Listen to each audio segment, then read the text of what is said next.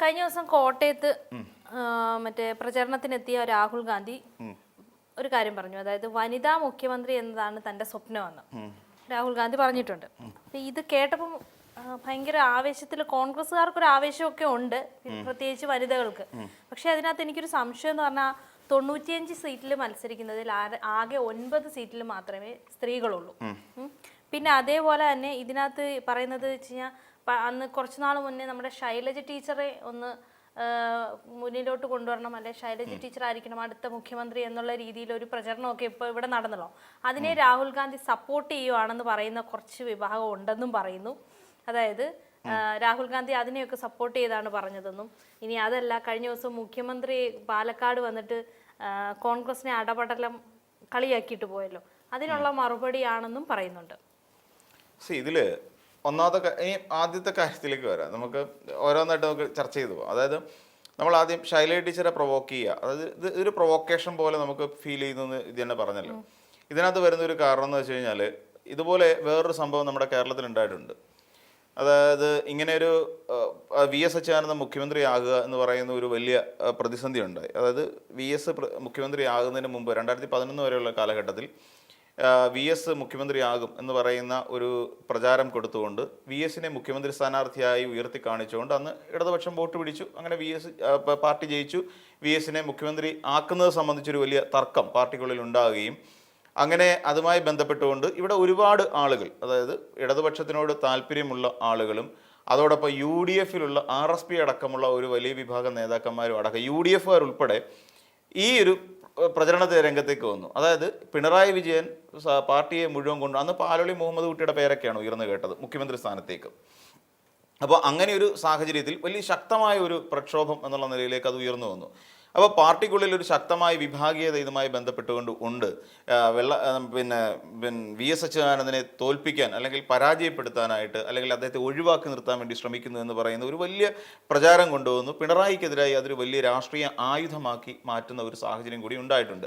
അത്തരത്തിലുള്ള ഒരു ഇവിടെ ഇങ്ങനെ പറയുമ്പോൾ ഇവിടെ നിന്ന് ഉയർത്തിക്കൊണ്ടുവരുന്ന ശൈലജ ടീച്ചറെ ഇങ്ങനെ ഉയർത്തിക്കൊണ്ടുവരികയും ഇടതുപക്ഷത്തിലെ കുറച്ചധികം നേതാക്കന്മാർ ശൈലജ ടീച്ചറെ പ്രതിരോധിക്കാൻ വേണ്ടിയിട്ട് ഇപ്പം തന്നെ നമുക്കറിയാം പേരാവൂരിൽ ശൈലജ ടീച്ചറെ സണ്ണി ജോസഫിനെതിരായി മത്സരിപ്പിക്കുമ്പോൾ സ്വാഭാവികമായിട്ടും ആ ശൈലജ ടീച്ചറുടെ പ്രാധാന്യത്തെ ഇല്ലാതാക്കാൻ വേണ്ടി നടത്തുന്ന മനഃപൂർവമായ ശ്രമമാണ് ഇതിൻ്റെ പിന്നിലുള്ളത് എന്ന തരത്തിലാണ് വ്യാഖ്യാനിക്കപ്പെടുന്നത്. അതായത് പിണറായി വിജയന് എല്ലാ കാലത്തും മുഖ്യമന്ത്രി സ്ഥാനം അദ്ദേഹം ടെന്യൂർ കഴിയുന്നവരെ കൈപ്പിടിയിൽ ഒതുക്കിക്കൊണ്ട് പോവുക എന്ന് പറയുന്ന ഒരു വലിയ പരിശ്രമം നടത്തുന്നതായിട്ടാണ് ഇപ്പോൾ കൊണ്ടുവരുന്നൊരു കാര്യം. എന്നാൽ ഇതിന് ഒരു ശരിക്കും പറഞ്ഞാൽ തീ ഊതി പെരുപ്പിക്കാനുള്ള ഒരു ശ്രമമായിട്ട് വേണമെങ്കിൽ നമുക്കിതിനെ കാണാൻ സാധിക്കും എന്നുള്ളതാണ് നമ്മൾ ഇവിടെ പ്രാരംഭമായി അത് മനസ്സിലാക്കേണ്ടത്. 2, ഇനി വേറൊരു കാര്യം പറഞ്ഞു കഴിഞ്ഞാൽ ഈ മുഖ്യമന്ത്രി സ്ഥാനാർത്ഥിയായിട്ട് മുഖ്യമന്ത്രിയായി ഒരു വനിതയെ ഉയർത്തി കാണിക്കണം. ഈ പറയുന്ന രാഹുൽ ഗാന്ധിക്ക് അങ്ങനെ ഒരു വനിത ഉയർത്തി കാണിക്കാം നമുക്ക്, അല്ലെങ്കിൽ ഇടതുപക്ഷത്തെ സംബന്ധിച്ചിടത്തോളം അല്ലെങ്കിൽ മാധ്യമപ്രവർത്തകരടക്കമുള്ള ഈ കേരളത്തിലുള്ള എല്ലാവരെയും സംബന്ധിച്ചിടത്തോളം കോൺഗ്രസിൽ നിന്ന് അങ്ങനെ ഒരു നേതാവ് വരുന്നത് സന്തോഷകരമായ കാര്യമാണ്. നടക്കാൻ പോകുന്ന കാര്യമില്ല എന്ന് മാത്രമല്ല 9 വനിതകളെ ഉൾപ്പെടുത്തിയിട്ടുണ്ട്. ഈ 9 വനിതകൾ എന്ന് പറയുമ്പോൾ പേര് എണ്ണി നോക്കിക്കഴിഞ്ഞാൽ ഈ വനിതകളിൽ മുഖ്യമന്ത്രി സ്ഥാനത്തേക്ക് പോയിട്ട് കൊള്ളാവുന്ന ഉത്തരവാദിത്തമുള്ള ഒരു മന്ത്രിസ്ഥാനത്തേക്ക് ഇരുത്താൻ പറ്റിയ എത്ര വനിതകളുണ്ട്? അതായത് കോൺഗ്രസിന്റെ കാര്യം ഞാൻ ചോദിക്കുന്നു. UDFിന്റെ അസോസിയേറ്റ് അംഗം ഇപ്പോൾ KK രമ, ഞാനിപ്പോഴും KK രമ മന്ത്രിയാവുന്നതിനോട് എനിക്ക് യാതൊരു എതിർപ്പുമില്ല. കാര്യം KK രമയ്ക്ക് അതിനുള്ള ഒരു പവറുണ്ട്. KK രമയ്ക്ക് മന്ത്രി ആയിരിക്കാൻ പറ്റിയ ഒരു സാഹചര്യമുണ്ട്, അല്ലെങ്കിൽ KK രമയ്ക്ക് അതിന് പറ്റിയ ഒരു ബാക്ക്ഗ്രൗണ്ട് KK രമയെ സംബന്ധിച്ചിടത്തോളം ഉണ്ട്, അത് നമുക്കറിയാം. പക്ഷെ ബാക്കി കോൺഗ്രസ് എന്ന് പറയുന്ന ഒരു രാഷ്ട്രീയ പാർട്ടിക്കകത്ത് നിന്നുകൊണ്ട് ചിന്തിക്കുമ്പോൾ ഈ 7-9 പേർക്കിടയിൽ എത്ര പേരെ വിദ്യയ്ക്ക് മന്ത്രിയായിട്ട് കാണാൻ പറ്റും? ഞാൻ പറയാം ബിന്ദു കൃഷ്ണ, ഓരോ പേര് പറയാം. ബിന്ദു കൃഷ്ണ നമുക്ക് പറ്റൂ? ഇല്ല, പറ്റില്ല. ഇത് നമ്മൾ ഇതിനെ കുറിച്ച് പറഞ്ഞിട്ട് കാര്യമില്ല, അവര് തന്നെ സമ്മതിക്കൂലെന്നേ. കോൺഗ്രസ്സുകാർ സമ്മതിക്കോ? ഇല്ല, ഞാൻ ചോദിക്കുന്നത് അതല്ല.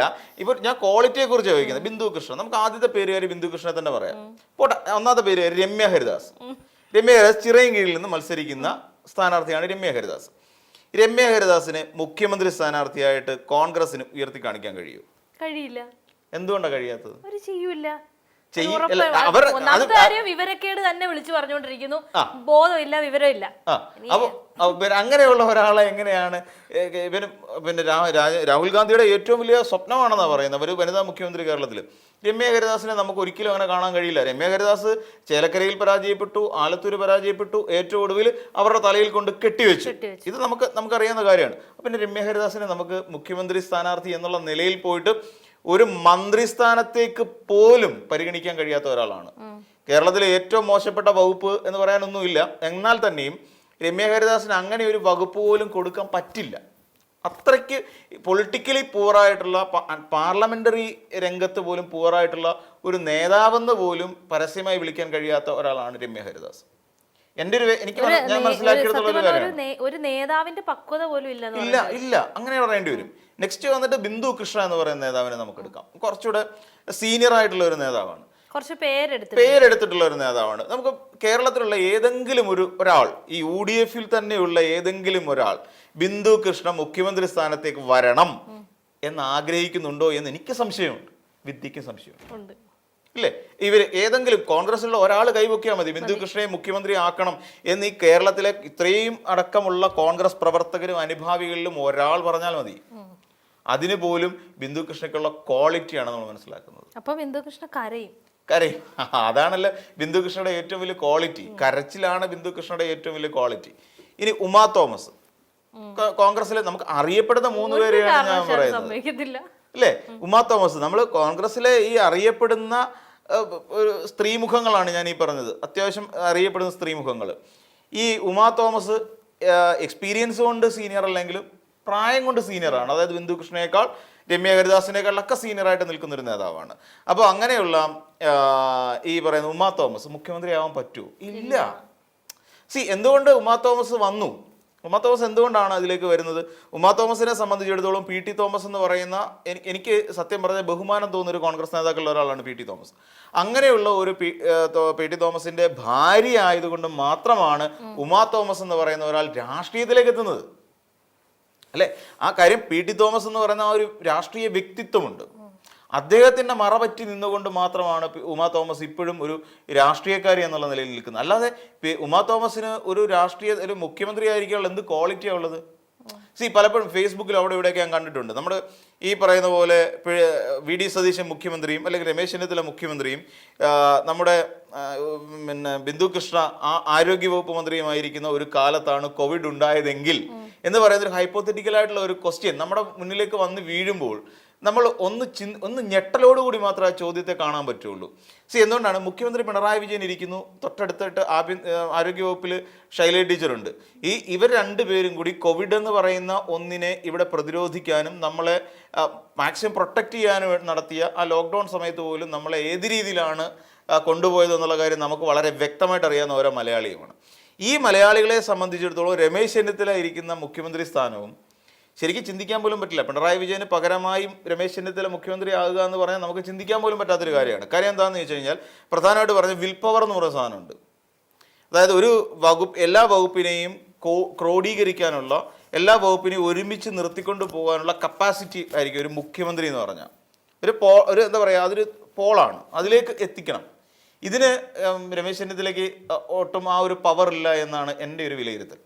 പിന്നെ മറ്റൊരു കാര്യം, ആരോഗ്യവകുപ്പ് മന്ത്രിയായിട്ട് ബിന്ദു കൃഷ്ണ ഇരിക്കുന്ന ഒരു സാഹചര്യത്തിൽ ഇവിടെ എന്ത് സംഭവിക്കും എന്നുള്ളതിനെക്കുറിച്ച് നമുക്ക് എല്ലാവർക്കും ഊഹിക്കാൻ കഴിയും. കാര്യം കഴിഞ്ഞ UDF മന്ത്രിസഭയിൽ നിരവധിയായ ആളുകൾ, അതായത് ഒരുപാട് ആൾക്കാർക്ക് ഈ പറയുന്ന പോലെ ഇബ്രാഹിം കുഞ്ഞ അടക്കമുള്ള, ശിവകുമാർ അടക്കമുള്ള നിരവധി മന്ത്രിമാർക്കേറിയ അഴിമതി ആരോപണം, കുഞ്ഞാലിക്കുട്ടി, ഇങ്ങനെ തുടങ്ങി ഒരുപാട്, എനിക്ക് 9ഓളം മന്ത്രിമാർക്കെതിരെ അഴിമതി ആരോപണം നേരിട്ടുണ്ട്. അനൂപ് ജേക്കബ് അടക്കമുള്ള മന്ത്രിമാർക്കെതിരെ അവിടെ പലതരത്തിലായിരുന്നു. കെ ബാബു, നമുക്കറിയാം, ബാർക്കോഴിയും അനധികൃത സ്വത്ത് സമ്പാദനം എന്നൊക്കെ പറഞ്ഞുകൊണ്ട് കേസുകൾ നിരവധി, വിജിലൻസ് കേസ് അടക്കം അവരുടെയൊക്കെ പേരിൽ ഉണ്ടായിരുന്നു എന്നുള്ളത് വസ്തുതയാണ്. അപ്പം ഇങ്ങനെ ഇത്രയും വലിയ കൊടുംചതി നമ്മളോട് ചെയ്ത ഒരു UDF എങ്ങനെയാണ് നമ്മൾ, അല്ലെങ്കിൽ ഇവർ ആരോഗ്യവകുപ്പ് മന്ത്രി പോലും ആകാനുള്ള ഒരു ശേഷിയില്ലാത്ത ഒരു കോൺഗ്രസ് പാർട്ടിയെ സംബന്ധിച്ചിടത്തോളം അവരെങ്ങനെയാണ് ഒരു സ്ത്രീ മുഖത്തെ മുഖ്യമന്ത്രി സ്ഥാനത്തേക്ക് അവതരിപ്പിക്കുക എന്നുള്ളതാണ് നമ്മൾ മലയാളികൾ എല്ലാവരും കൂടെ ചിന്തിച്ച് കഴിഞ്ഞ്, എനിക്ക് തോന്നുന്നു രാഹുൽ ഗാന്ധിയുടെ പ്രസംഗത്തിന് ശേഷം കേരളത്തിലുള്ള സകലമാന കോൺഗ്രസ്സുകാർ വരെ ചിന്തിച്ചു നോക്കി, ആരാണ് അങ്ങനെ ഒരു നേതാവ്? അങ്ങനെ ഒരു നേതാവ് ഉണ്ടാവണം. ഇപ്പം LDF-ലേക്ക് നോക്കിക്കഴിഞ്ഞാൽ, അല്ലെങ്കിൽ CPM എന്ന് പറയുന്ന പാർട്ടിയിലേക്ക് നോക്കിക്കഴിഞ്ഞാൽ പ്രതിഭ മുതൽ നിൽക്കുകയാണ്.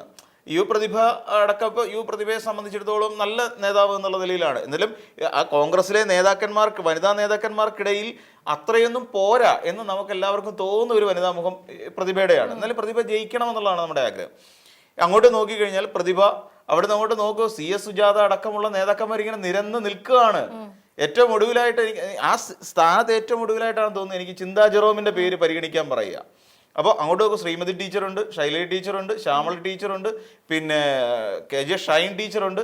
ഇങ്ങനെ ഒരു വലിയ പട തന്നെ നിൽക്കുകയാണ്. എന്ന് വെച്ചാൽ ഏതൊരു കാര്യത്തെയും വളരെ വിദഗ്ധമായി കൃത്യമായി സംസാരിക്കാനും പഠിക്കാനും ശേഷിയുള്ള, കോർഡിനേറ്റ് ചെയ്യാൻ ചങ്കുറപ്പുള്ള വനിതാ നേതാക്കന്മാരുടെ ഒരു നീണ്ട നിര തന്നെ ശരിക്കും പറഞ്ഞാൽ എന്തിനേറെ പറയാം, PP ദിവ്യയെ പോലും നമുക്ക് പരിഗണിക്കാൻ കഴിയും. ആ വനിതാ നേതാക്കൾ, ഉറച്ച വനിതാ നേതാക്കന്മാരുടെ കൂട്ടത്തിലേക്ക്. തമാശ പറയല്ല. ഒരുപക്ഷെ PP ദിവ്യയെ പോലൊരു നേതാവിനെ നവീൻ ബാബുവിൻ്റെ വരെ കേസ് വന്നിട്ടില്ലായിരുന്നെങ്കിൽ ഒരുപക്ഷെ ഇത്തവണ PP ദിവ്യ എവിടെയെങ്കിലും തളിപ്പറമ്പിലോ മറ്റോ നിന്ന് മത്സരിക്കേണ്ട ഒരു നേതാവാണ് PP ദിവ്യ. എനിക്ക് മനസ്സിലാക്കാൻ കഴിയുന്ന ആ PP ദിവ്യ എന്ന് പറയുന്ന ആ നേതാവിൻ്റെ ഒരു വലിയ പവർ അവിടെയാണ് നമ്മൾ കാണേണ്ടത്.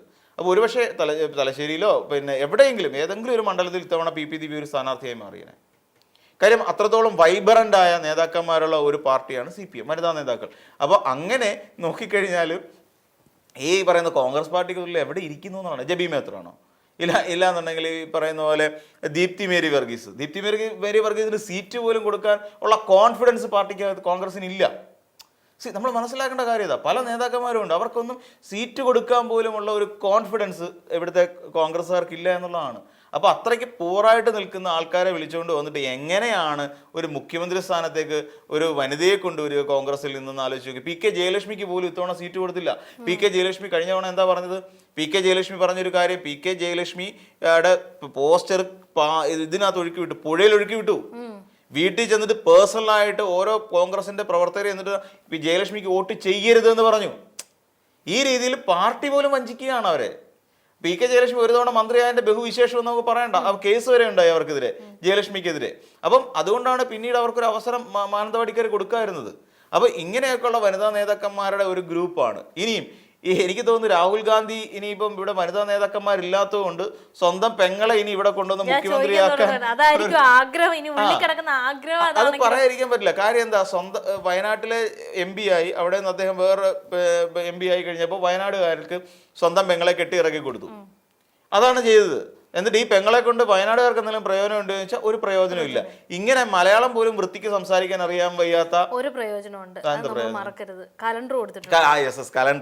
കലണ്ടർ പ്രിയങ്ക ഗാന്ധിയുടെ ഫോട്ടോ വെച്ചിട്ട് കലണ്ടർ എല്ലാവരും കൊടുത്താൽ അത് മതി. അത് വലിയ കാര്യമാണ്. അത് ലോകത്തിലേക്കും വെച്ച് പിന്നെ ഇതുവരെ ഒരു ഭരണാധികാരിയും ചെയ്യാത്ത അത്രയും വളരെ ഗംഭീരമായ ഒരു പ്രവർത്തനമായിരുന്നു എന്ന് അംഗീകരിക്കേണ്ടി വരും. അപ്പം പ്രിയങ്ക ഗാന്ധി ഇനിയും ഇവിടെ മലയാളം പോലും നേരെ അറിയാൻ വയ്യാത്ത പ്രിയങ്ക ഗാന്ധി ഇവിടെ വന്നിട്ട് എന്ത് ചെയ്യാനാണ്? മുഖ്യമന്ത്രി സ്ഥാനത്തേക്കൊക്കെ വന്നു കഴിഞ്ഞാൽ എന്ത് ചെയ്യും എന്നുള്ള ഇവിടുത്തെ കേരളത്തിലുള്ള ബാക്കിയുള്ള മന്ത്രിമാരൊക്കെ എന്ത് ചെയ്യും? സങ്കല്പിച്ച ഗംഭീരമായിരിക്കുമെന്നേ.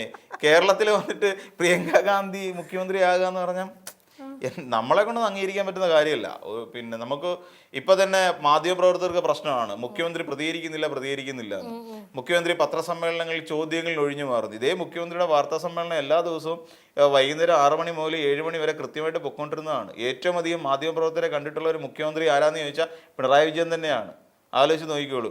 അപ്പോൾ അങ്ങനെ വരുന്ന സാഹചര്യത്തിൽ ഇനി പ്രിയങ്ക ഗാന്ധിയാണ് മുഖ്യമന്ത്രി എങ്കിൽ ഇവിടുത്തെ മാധ്യമപ്രവർത്തകർ എന്ത് ചെയ്യുമെന്ന് ആലോചിക്കുന്നുണ്ടോ? ഏതെങ്കിലും ചോദ്യത്തിന് കൃത്യമായ ഒരു മറുപടി പ്രിയങ്ക ഗാന്ധിയുടെ വായിൽ നിന്ന് വരുമോ? എനിക്ക് തോന്നുന്നില്ല. അങ്ങനെയൊക്കെ എന്തെങ്കിലും സംഭവിക്കുന്നൊരു കാലം ഉണ്ടാകുമെന്ന്. അപ്പോൾ അതുകൊണ്ട് തൽക്കാലം മാധ്യമപ്രവർത്തകർക്കും ആശ്വസിക്കാം, പ്രിയങ്ക ഗാന്ധി തൽക്കാലം മുഖ്യമന്ത്രിയെ വരാനും പോകുന്നില്ല. ഇനി മാധ്യമപ്രവർത്തകരുടെ ചോദ്യങ്ങളോട് ഇനി വനിതാ മുഖ്യമന്ത്രിയാകാൻ പോകുന്ന കോൺഗ്രസിലെ മികച്ച നേതാക്കന്മാർ ഏത് രീതി പ്രതികരിക്കും എന്നുള്ളതിനെക്കുറിച്ചും വലിയ പിടിപാടൊന്നുമില്ല.